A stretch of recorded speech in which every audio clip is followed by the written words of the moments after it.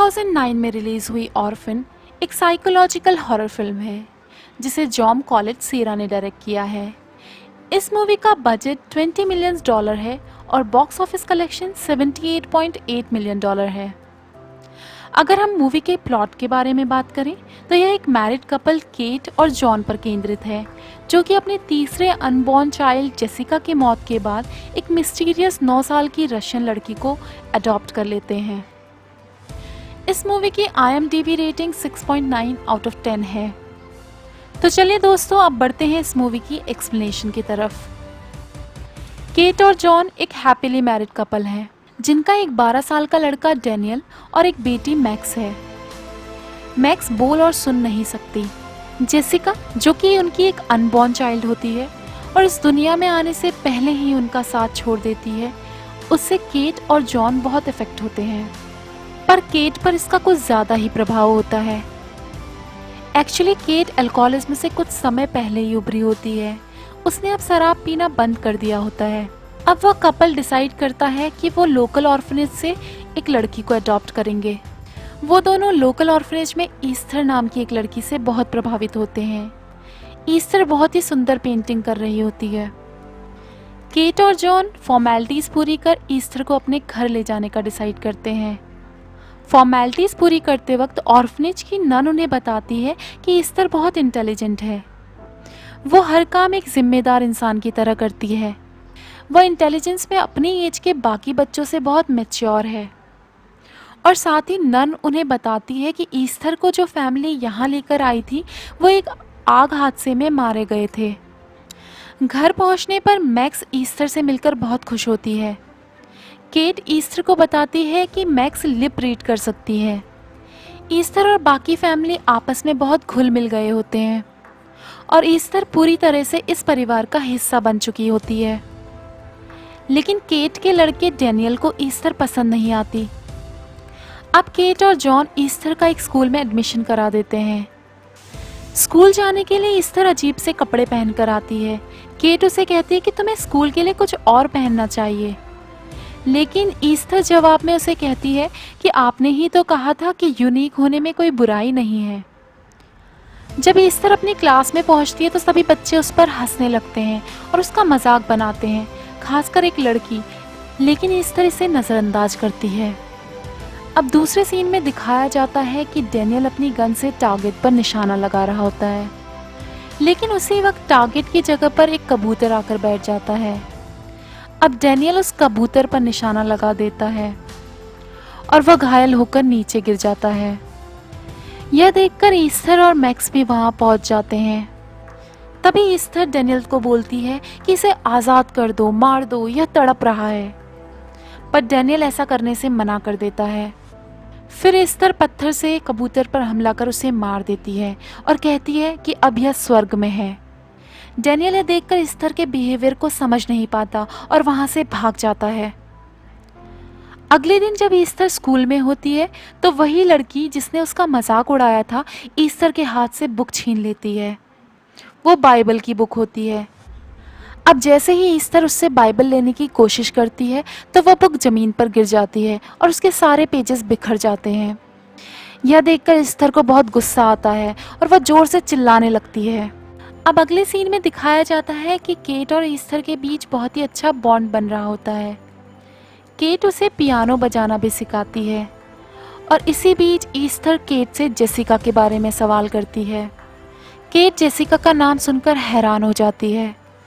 वह अब ईस्थर को गार्डन एरिया में ले जाकर बताती है कि जेसिका मेरे पेट में ही गुजर गई थी और हमने उसकी राख इस फूल के पौधे के नीचे बिखेर दी ताकि इन फूलों के साथ वह हमेशा हमारे साथ बनी रहे।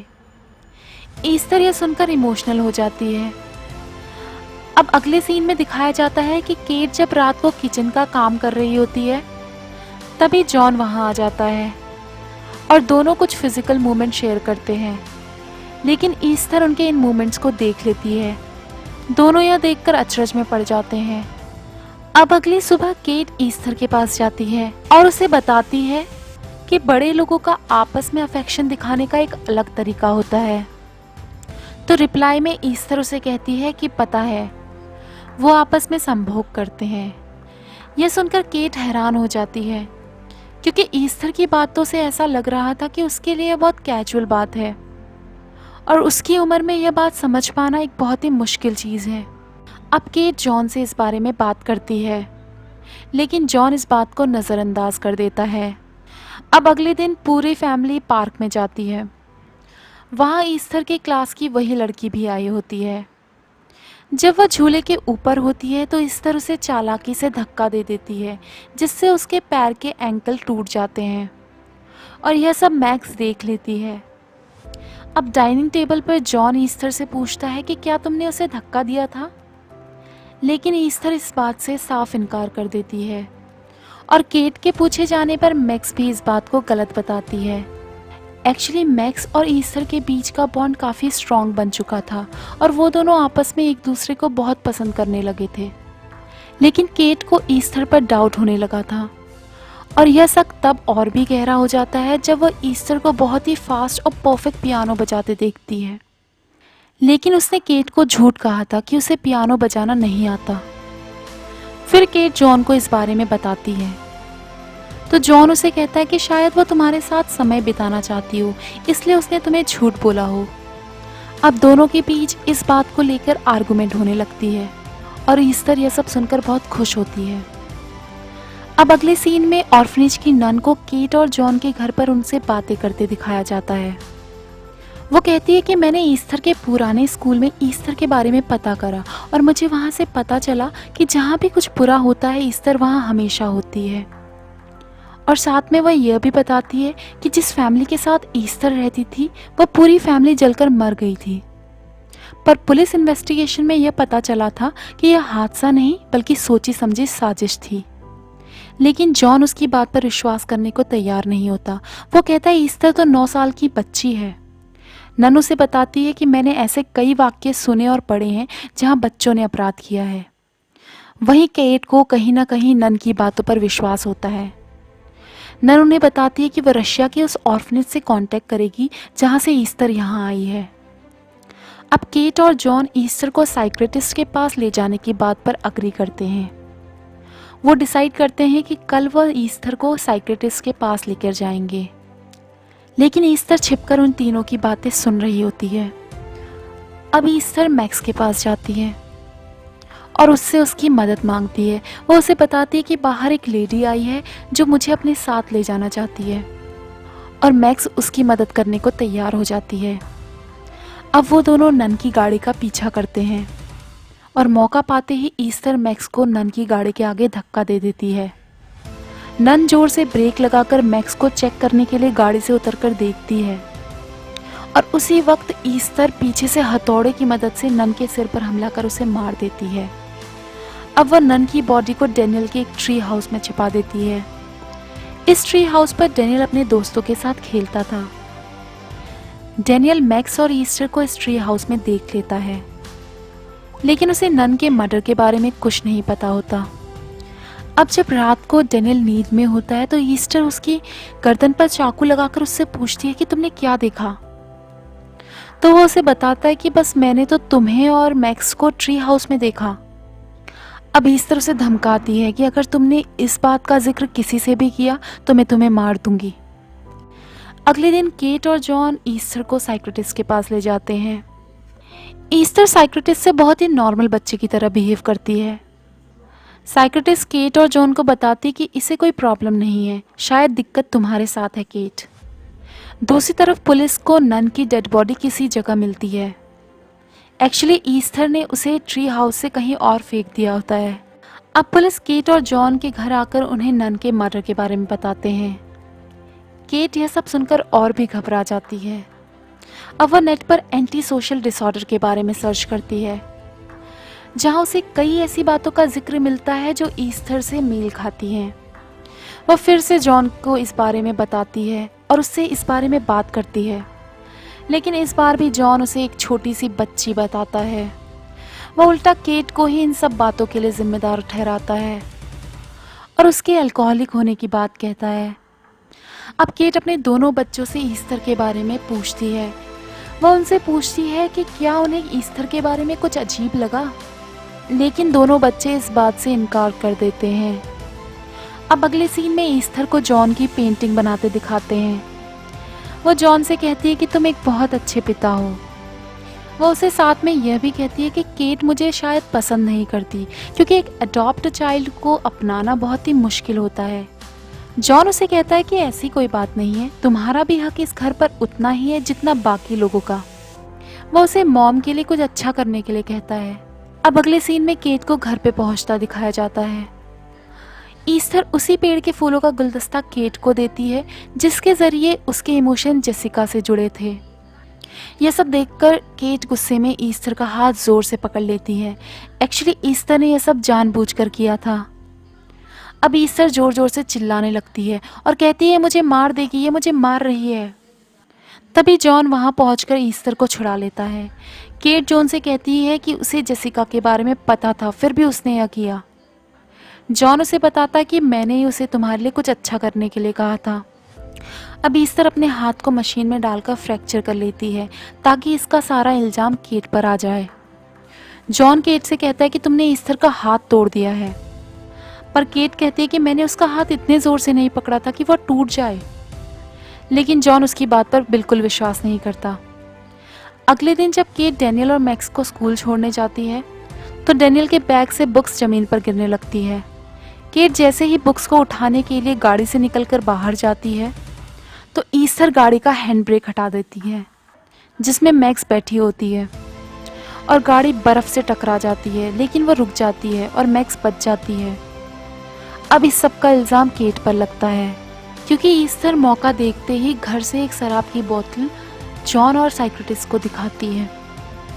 यह देखकर जॉन और उसकी साइक्रेटिस्ट सोचते हैं कि शायद केट ने फिर से शराब पीना शुरू कर दिया है। एक्चुअली केट ने यह बोतल जरूर खरीदी थी लेकिन उसे पिया नहीं था। केट उन दोनों को विश्वास दिलाती है कि यह सब ईस्थर का किया धरा है, लेकिन दोनों यह चाहते हैं कि अब वह फिर से रिहैब जाए।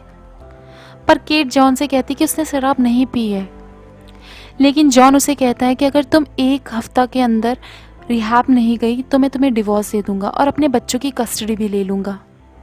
मैक्स उनकी बातें सुन रही होती है, उसे यह सब सुनकर बहुत दुख होता है, लेकिन ईस्थर उसे कहती है कि अगर तुमने किसी को भी हमारी कोई भी बातें बताई तो मैं तुम्हारी माँ को मार डालूंगी। अब अगले सीन में डैनियल मैक्स के पास जाकर उससे पूछता है कि क्या गाड़ी के ब्रेक ईस्थर ने हटाए थे, तो वो उसे हाँ बोलती है और ड्राइंग के जरिए ईस्थर के वो सारे कारनामे भी बताती है जो ईस्थर ने किए थे। वह डैनियल के ट्री हाउस की ड्राइंग भी बनाती है। डैनियल उससे पूछता है कि तुम वहाँ क्या कर रहे थे। वह डैनियल को बताती कि वहाँ ईस्थर ने सारे सबूत छुपाए हैं, पर ईस्थर उन दोनों की बातें चुपके से सुन रही होती है। अब हम अगले सीन में देखते हैं कि केट को ईस्थर के सामान के पास एक बुक मिलती है जिसमें सारनी इंस्टीट्यूट लिखा होता है। अब वह नेट पर सर्च कर वहाँ के फ़ोन नंबर पर कॉल करती है। उसे पता चलता है कि वह एक मेंटल हॉस्पिटल है। वह अब ईस्थर की फ़ोटो के साथ बाकी डिटेल्स भी वहाँ मेल कर देती है। अब डैनियल ट्री हाउस में सबूत की खोज में जाता है और ईस्थर पीछे से आकर सबूतों में आग लगाकर दरवाज़ा बाहर से बंद कर देती है। केट खिड़की से पेड़ पर आग लगते देख लेती है। डैनियल ट्री हाउस से खुद को बचाता हुआ नीचे कूद जाता है और घायल हो जाता है। अब ईस्थर पत्थर पकड़कर डैनियल पर हमला करने लगती है, लेकिन मैक्स उसे धक्का दे देती है। केट डैनियल को बेहोशी की हालत में हॉस्पिटल लेकर जाती है। वह आईसीयू में एडमिट होता है, लेकिन ईस्थर का मन अभी भी नहीं भरा होता। वो अंदर जाकर तकिए से उसे मारने की कोशिश करती है और उसे मरा समझकर वहाँ से निकल जाती है। बट फॉर्चुनेटली वहाँ पर डॉक्टर पहुँच जाते हैं और डैनियल की हार्ट बीट को वापस ले आते हैं। जैसे ही केट को पता चलता है कि इन सब के पीछे ईस्थर का हाथ है तो वह गुस्से में ईस्थर को थप्पड़ मार देती है। अब केट की तबीयत भी खराब हो जाती है और उसे भी हॉस्पिटल में एडमिट करना पड़ता है। जॉन केट के पास जाता है और उसे बताता है कि मैं मैक्स और ईस्थर को घर लेकर जा रहा हूँ।